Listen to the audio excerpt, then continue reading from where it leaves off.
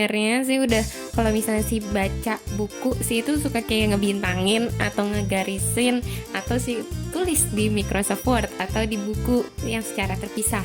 Di buku Berpikir dan Berjiwa Besar sih udah nulis sampai, tahu nggak, sampai 24 halaman.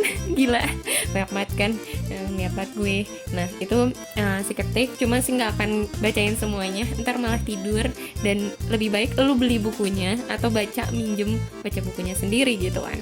Cuma ya namanya review, kita meringkas cuy. Udah segitu kita ringkas lagi pakai gaya bahasa kita, bener ya. Aduh maaf ya, saya receh, kata teman-teman saya receh gitu. Ya udah. Ini mungkin pengen ketawa soalnya banyak banget. Gimana nge-reviewnya ya saya? Oke. Silakan coba review. Mungkin ini karena ada kalimat si baca kalimatnya seperti isi dari bukunya ya gitu ya. Walaupun emang sih nggak bisa, belum kepikiran buat ngolah kata jadi kata-kata logat sih gitu. Ya udah, apa sih ngomong apa, pokoknya nih dibaca dulu. Oke. Jadi ini namanya Berpikir dan Berjiwa Besar ya. Yang saya tangkap itu gimana caranya supaya ya itu sih selalu berpikir kayak orang-orang kan manusia sama gitu. Kok bisa ada yang apa namanya, dia pede gitu ketika dia di atas gitu, atau dia nggak pede ketika dia di atas, atau sebaliknya gitu, di bawah dia merasa tinggi, atau di bawah dia merasa dia nggak berguna gitu. Karena ya sih sendiri merasa masih banyak kekurangan gitu. Jadi gimana gitu supaya berpikir dan berjiwa besar gitu dari sudut pandang lain gitu. Setiap sih merasa gini, penulis terhebat pun memiliki kekurangan, tapi bukan kita lihat dari segi kekurangannya, tapi hal-hal yang bisa kita ambil dari situ gitu. Mungkin itu ya yang bisa di ini. Oke, langsung aja. Ini sih bacain ya. Hanya Anda, semoga ini bisa bikin semangat. Oke, atau enggak kalaupun tetap nggak semangat bacanya, merasa terhibur atau enggak ya mengisi gila nggak waktu lo abis buat dengerin rekaman gue ya. Maaf nggak jelas. Ya udah, ini pokoknya sih bacain. Kalaupun emang nggak bisa bikin termotivasi, bikin lo punya pandangan dari sudut pandang lo yang baru gitu. Oke nih, Bismillah. Hanya Anda yang dapat mengecek kemajuan Anda. Hanya Anda yang dapat memerintahkan diri untuk menerapkan pelatihan ini. Jadi visualisasikan bahwa respect yang lebih dalam dari keluarga Anda, kekaguman dari teman dan rekan kerja Anda, perasaan yang berguna, perasaan menjadi seseorang, punya status, penghasilan meningkat, standar hidup yang lebih tinggi. Ini duniawi ya guys, cuma maksudnya memvisualisasikan. Dan ingat, kalau namanya di real life itu multidisiplin, jadi bisa diterapkan. Coba lu olah pakai inovasi lu supaya ini gimana caranya bisa diterapin ke bidang yang lain mungkin. Terus di sini sih cuma ngebold hal-hal yang sih menurut sih penting ya. Percaya besar kecilnya keberhasilan Anda ditentukan oleh besar kecilnya kepercayaan Anda. Pikirkanlah tujuan-tujuan yang kecil, maka harapanlah yang kecil pula. Pikirkanlah tujuan-tujuan yang besar dan dapatkan keberhasilan besar. Terus ingat ini pula, gagasan besar dan rencana besar acap kali lebih mudah. Ya mungkin lo bisa mencerna versi lo sendiri maksud kalimat ini. Mungkin kita punya perbedaan pandangan dari membaca kalimat ini. Lanjut. Orang sukses hanyalah orang biasa yang telah mengembangkan kepercayaan diri sendiri dan apa yang mereka kerjakan. Jangan pernah mengakui keraguan Anda dan atau mengesankan kepada orang lain bahwa Anda bukan orang kelas 1. Jadi percayalah kalau misalnya lu itu orang yang unggul gitu. Ingatkan diri Anda secara teratur bahwa Anda lebih baik daripada yang lain. Ini sih kayak waktu nge-podcastin Mbak Fatim sih. Mbak Fatim itu salah satu narasumber, dan narasumber pertama podcast sih itu bilang kalau misalnya Mbak Fatim selalu merasa gue lebih bisa dari apa yang gue kira gitu. Gak pakai gue sih, Mbak Fatim selalu bilangnya ke kamu. Ya ini pakai cara penyampaian sih. Ya udah. Dan ternyata kayak gini juga di buku ini. Lanjut. Segera sesudah korban penyakit kegagalan ini memiliki dalih yang bagus, ia hidup bersama dalih tersebut.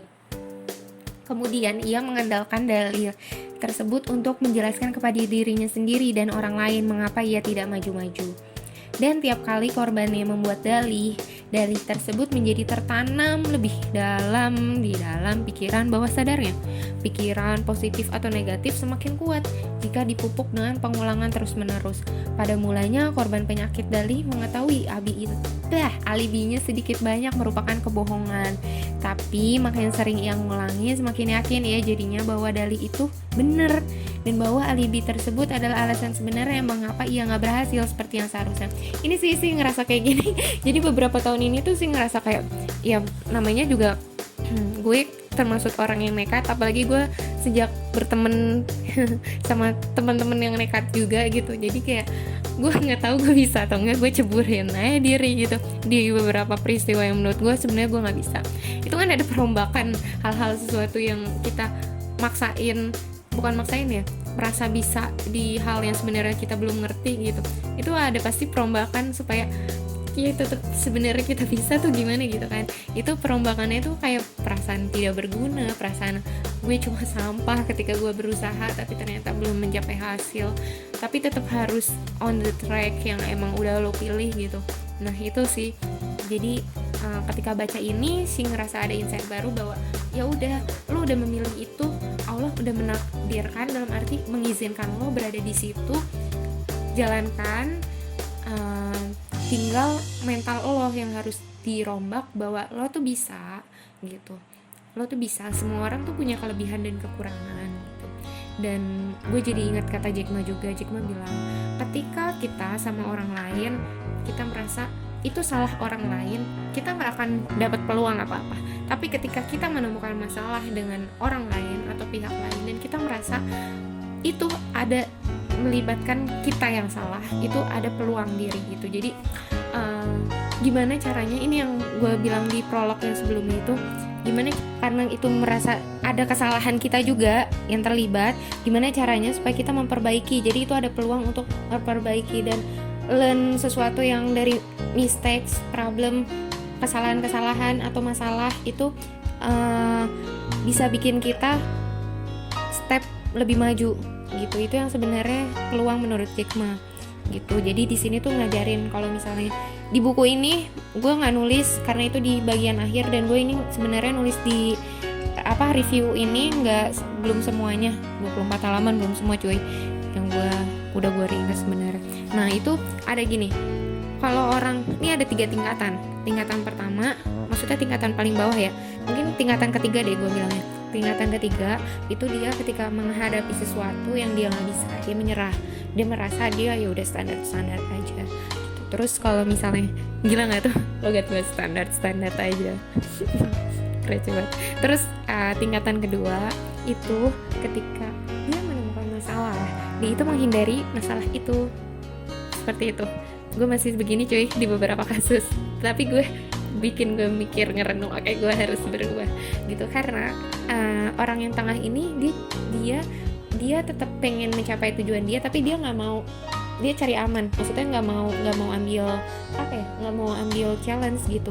Challenge-nya ya yang penting sesuai dengan gue, dan dia cari gitu. Tapi buat orang-orang yang bisa di tingkat pertama, dan itu biasanya hanya bukan 1% manusia, itu orang yang siap dia itu menerobos masalah itu, alias memperbaikinya. Oke, gue punya kekurangan, gimana nih supaya dengan kekurangan gue tapi bisa gue membantu masalah ini, karena ini juga karena kesalahan gue gitu. Jadi emang nggak gampang pasti cuy, namanya kita punya kekurangan terus kita so-soan mau perbaikin masalah gitu kan. Itu kan di situ ada perombakan. Gue sekali lagi, kalau mungkin gue cewek ya, jadi sebenarnya jangan memikirkan gender sih, cuma maksudnya itu sesuatu yang merombak mental gue banget ketika gue maksain diri untuk memperbaiki atau tetap on the track di hal yang sebenarnya gue pengen menyerah gitu. Nah itu sebenarnya bedanya tingkatan yang mungkin lo bisa mulai membayangkan lo itu ada di tingkatan mana sekarang, atau mungkin lo ada di tingkat 1 di beberapa kasus, tapi masih di tingkat 2 di kasus lain, di tingkat 3 di kasus yang lain lagi, kayak gitu. Lo tau nggak? Gue jelasin sambil tangan gue bergerak, gila totalitas banget gue. Tapi gue sendirian ngerekamnya soalnya gue malu. Nah, yang nggak jelas banget. Terus nih gue bacain lagi ya, dalih muncul. Nah ini yang tentang dalih jadi emang bukan galih ya, gue punya temen di kelas dulu namanya Galih jadi ingat gue. Nah ini bukan dalih, bukan galih. Sorry gue receh, aduh maaf kebuang waktu lo. Iya jadi ini jangan jadiin dalih gitu. Sebenarnya orang yang berdalih itu malah makin merekam, dan gue juga lagi latihan sih, soalnya gue sering banget gitu, nggak sering sih, cukup sering bilang ke temen gue tuh cuma sampah, gue tuh nggak berguna, gini itu kan sebenarnya masuk ke alam bawah sadar dan bikin lo susah maju gitu ya. Nah dari baca ini gue jadi mikir, cuy, belum berubah tapi berubah dikit-dikit. Bismillah ya. Nah terus bentar, kita baca lagi lanjutannya. Praktikan berbicara terus terang. Jadi yaitu terus jalankan penelitian untuk mengenali penjahat sebelum mereka melakukan kejahatan. Gue berpikir gini, kadang gue kasihan gitu sama orang yang dia tuh mencari zona aman aja, terus dia tuh membayangkan hal yang enak. Oke, ini dari usaha nanti akan ada hasilnya gini, tapi dia nggak berani untuk terjun, berusahanya cuma di hal-hal yang dia bisa gitu, nggak berani terjun ke yang dia nggak mampu gitu. Jadi dia hanya melihat sesuatu itu tuh dari segi ibaratnya surga aja gitu, tapi dia nggak tahu untuk mencapai surga itu ya sebenarnya banyak perjuangan yang ya sebenarnya harus di luar kemampuan lo gitu, tapi lo tetap harus berjalan gitu.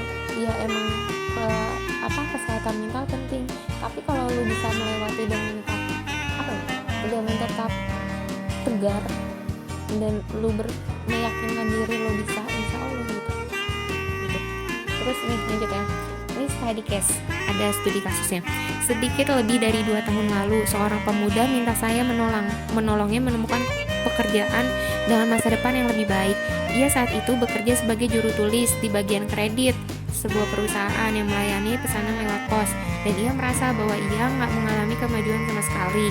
Kami berbicara mengenai riwayat kerjanya dan apa yang ingin ia kerjakan. Sesudah mengetahui sesuatu tentang dirinya, saya berkata, saya sangat mengagumi Anda karena ingin menaiki jenjang menuju pekerjaan yang lebih baik dengan tanggung jawab yang lebih besar. Akan tetapi untuk memulai dalam pekerjaan jenis yang Anda pengen mensyaratkan gelar profesional sekarang ini. Boleh saya sarankan Anda agar mengikuti kelas malam untuk pekerjaan gelar yang diperlukan. Kemudian saya yakin Anda dapat memperoleh pekerjaan yang Anda inginkan dan dengan perusahaan yang Anda inginkan. Bulan lalu si ini nih, orang yang tadi awalnya juru tulis, lulus dan ujian akhir, bekerja sebagai manajemen trainee buat perusahaan besar. Saat itu umurnya 24 tahun, menikah, punya 1 anak, 1 lagi nyusul alias lagi bumil istrinya.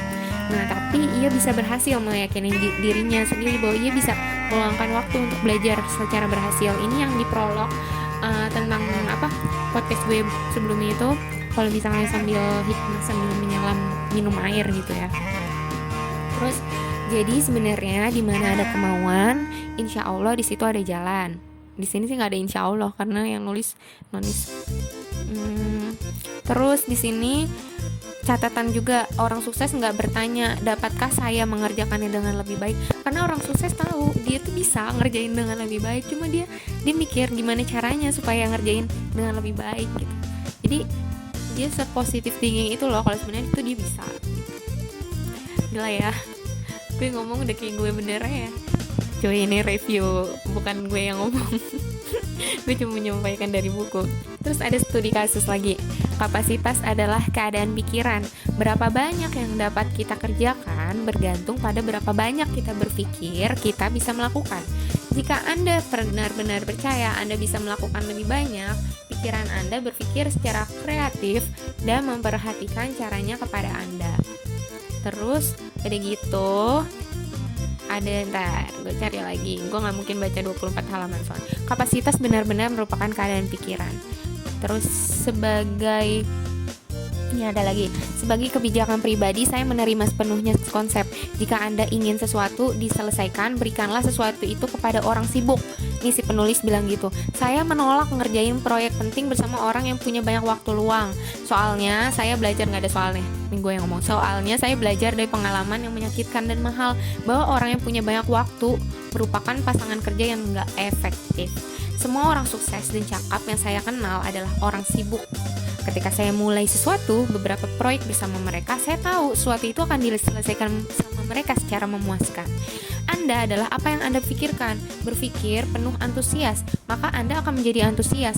Untuk mendapatkan kerja yang berkualitas tinggi, antusiaslah mengenai pekerjaan yang Anda ingin selesaikan. Orang lain akan tertular antusiasme yang Anda bangkitkan, dan Anda akan mendapatkan prestasi kelas 1. Gitu kata si penulis ya. Terus itu gagasan yang bagus, ya pokoknya ada kisah. Terus si penulis bilang gini, itu gagasan yang bagus sekali bukan? Untuk berada di puncak, Anda harus merasa berada di puncak. Beri diri Anda percakapan pemberi semangat dan temukan berapa jauh lebih besar dan kuat yang Anda rasakan. Terus di sini bilang, para ahli setuju bahwa Anda nanti 1, 5, 10, gue gak lagi ngitung, 20 tahun dari sekarang bergantung hampir sepenuhnya pada lingkungan masa depan Anda. Itu kenapa penting circle yang positif. Terus, hubungan erat dengan orang yang ambisi memberi kita ambisi. Jadi sebegitu pentingnya. Terus, asumsikan Anda mengulang pernyataan yang sama dengan sama tulusnya kepada pemimpin perusahaan Anda. Bagaimana ia akan bereaksi? Suatu hal yang pasti ia tidak akan tertawa. Oh ya, ini gue terlalu maaf. Jadi gini, ini kalau misalnya lo bilang misalnya gue pengen jadi direktur utama nih gitu, ke teman-teman lo yang biasa-biasa aja, yang belum sama kayak kita, atau mungkin belum nyampe sekita gitu pencapaiannya, pasti mereka akan kayak gak mungkin lah gitu. Gak pasti sih dominan kayak gitu, karena mereka belum mencapainya. Tapi coba kalau misalnya lo ngomong ke direktur lo, ke atasan lo, menurut gue ya mereka gak akan tertawain lo. Bukan menurut gue, maksudnya menurut nih penulis, astagfirullah, gue terlalu menjiwai ngomong soalnya si atasan ini mereka tuh udah di posisi itu loh. Pasti mereka mikirnya kayak gini, serius nih orang mau di atas mau jadi dirut gitu loh, kayak oke, dia udah semampu apa yang harus jadi kayak tergerak supaya ngebantu. Jadi emang katanya kalau bisa belajar itu ya langsung ke kelas 1 sekalian. Kalau misalnya belajar kayak dia nggak ada ilmunya, ya sama aja lu bekerja sama dukun. Ini bener loh, bukan gue yang ngomong. Ini yang ngomong di sini ada kata dukun ya. Gila ya, orang barat tahu dukun. Terus nih,